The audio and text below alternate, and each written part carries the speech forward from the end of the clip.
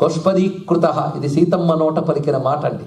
ఇదే మంత్రశాస్త్రంలో గోష్పదీకృత వారాసి మశకీకృత రాక్షసం అని వచ్చిన తర్వాత మనకి సీతమ్మ పలుకుతోంది హనుమంతునితో, విక్రమశ్లాఘనీయేనా, నీ విక్రమము పొగడదగినది, పొగడదగిన నీ పరాక్రమంతో శతయోజనముల విస్తీర్ణమైన సముద్రాన్ని గోష్పాదమంత చేసేవాళ్ళది.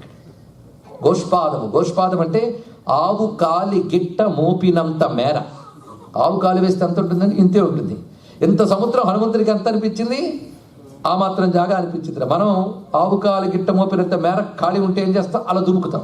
మనం అది అంత తేలిగ్గా దుముకుతామో సముద్రాన్ని అంత తేలిగ్గా దుముకాడు ఆయన. అందుకే సముద్రాన్ని గోష్పాదం అంత చేశాడు. తర్వాత చేయబోతున్న పని కూడా ఒక్కసారి చెప్పుకుందాం. గోష్పదీకృత వారాశిం మశకీకృత రాక్షసం రామాయణ మహామాల రత్నం వందే అనిలాత్మది. ఎంత అందమైన శ్లోకం ఇచ్చారు. ఇది మంత్రశాస్త్రంలోది. మనకు అలవాటైపోయింది కనుక మామూలు అనుకుంటున్నాం, కానీ అద్భుతం. హిందువులకి పెద్ద పొరపాటు ఏమిటంటే అద్భుతాలు అలవాటైపోయి అన్ని మామూలుగా కనిపిస్తుంది. అది వచ్చింది బాగా. మహామహా మంత్రాలు మనకు తేలిగ్గా లభించాక వాడు గొప్పతనం తెలియట్లేదు. దానితో ఏమనుకుంటున్నావు? దీనికంటే ఇంకేదైనా గొప్ప ఉంటుందేమో అనుకుంటున్నావు. ఇంతకంటే గొప్పది ఎక్కడ దొరుకుతుందండి ఇక్కడ? అలాంటి అద్భుతమైన శ్లోకం ఇది. సముద్రాన్ని గోష్పాదం అంత చేసావు, రాక్షసుల్ని దోమల్లా చేసావు అన్నాడు. మశకీకృత రాక్షసం.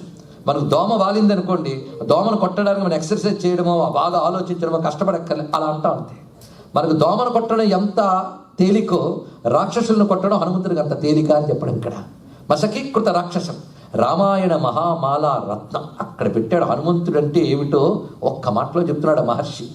మంత్రశాస్త్రంలో చెప్తున్న వాక్యం ఇది. స్వామి నువ్వు ఎలాంటి వాడివి అంటే రామాయణం అనే మాలలో రత్నం వంటి వాడివి అన్నారు. అంటే రామాయణం ఒక రత్నాల మాల, దానిలో కొలికి పూస అని ఉంటుంది. తెలుగులో కొలికి పూస అంటారు, తెలుసు కదా.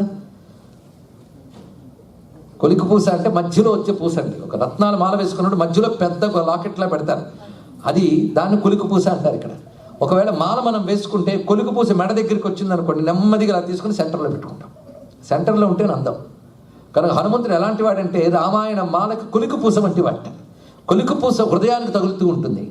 అలాగే రామాయణంలో మన హృదయాన్ని టచ్ చేసేటువంటి మహోన్నతమైన పాత్ర హనుమంతుడు. అది చెప్పడం ఇక్కడ. రామాయణ మహామాల రత్నం, హృదయ స్పర్శి రత్నం అని పేరు ఇక్కడ. హృదయాన్ని స్పర్శించేటువంటి రత్నం హనుమంతుడు. అందుకే రామాయణ మహామాలలో ఏదో ఒక పూసలా లేడు ఆయన, కొలికి పూసలా ఉన్నాడు ఆంజనేయ వారు. అటువంటి వందే అనిలాత్మజం. అలాగ గోష్పదీకృతముగా చేసిన మహానుభావుడు నువ్వు. ఇంత గొప్పవాడివి కనుకనే ఇక్కడికి రాగలిగావు. అయినా రాముడు అంత మామూలు వాళ్ళని పంపడు కదా అన్నదిట. మళ్ళీ వాళ్ళు ఆయన గొప్పతనం. హనుమంతుడు గొప్పవాడే, కానీ ఇంత గొప్పవాడిని చూస్ చేసుకున్నవాడు ఇంకంత గొప్పవాడు ఆయన పంపాడంటేనే గొప్పవాడిని పంపుతాడు. పరీక్షించకుండా సామాన్యులు నా వద్దకు పంపుతాడా అన్నది. ఆ మాట ఎంత గొప్ప అంటే సీతమ్మ దగ్గరికి వెళ్ళాలంటే వాడు గొప్పవాడే ఉండాలి. అలాంటి ఇవన్నీ వింటూ హనుమ సీతమ్మ యొక్క వ్యక్తిత్వానికి ఆశ్చర్యపోతున్నాడు. పైగా సీతమ్మ దుఃఖం ఎలా ఉన్నదంటే, నిన్ను చూసి నాకు ఆనందం కలిగింది, రాముడి సందేశం చెప్పావు, చాలా సంతోషం, వెళ్ళి చెప్పు. ఏం చెప్తావు? రామనామ అనుకుంటూ ఇక్కడి వరకు బతికాను, రాముడు కుశలమా కాదా అని బాధతో బ్రతికాను, ఇప్పుడు రాముడు క్షేమంగా ఉన్నాడని తెలిసింది, ఆనందించాను, ఈ వార్త చెప్పు. నేను చూసినప్పుడు సీతమ్మ బ్రతికుంది అని చెప్పు అన్నదట. చక్కటి మాట. నేను చూసినప్పుడు సీతమ్మ బ్రతికి ఉంది.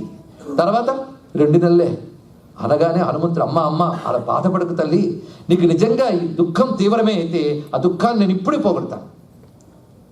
ఒక్కసారి నా భుజం ఎక్కితే నేను తీసుకువెళ్ళి రాముడి దగ్గర నేను పెడతాను తల్లి అన్నట్ట. ఇక్కడ హనుమంతుడు చాలా గొప్ప మాట చెప్పాడు. నిన్ననే చెప్పాం కదా, అగ్నిని దూతం వృణీమహే. అగ్నిని దూతగా స్వీకరించాలి. ఏ దేవతకి ఆహుతి ఇవ్వాలని అగ్ని ద్వారానే ఇవ్వాలి. అందుకు సర్వదేవతాత్మకుడైన అగ్ని సాక్షాత్ రుద్రుడు. ఆ రుద్రుని ఆరాధన అగ్ని ద్వారా మనం చేస్తున్నాం ఇక్కడ.